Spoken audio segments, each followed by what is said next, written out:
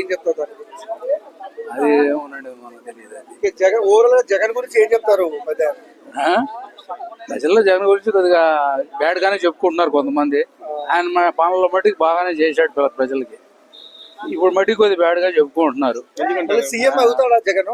అవుతాడని నమ్మకం ఈసారి నిలబెడితే. మీరు వేస్తారా ఓటు? మేము వేస్తాం. ఒక ముక్కలో జగన్ గారి గురించి ఏం చెప్తారు? బాగానే మంచిగానే చేశాడు. ఆయన ఉన్ననాడు బాగానే చేశాడు అందరికి. అది ఈయన రోడ్లు వేస్తానని రోడ్లు కూడా వేయలే. ఎవరు?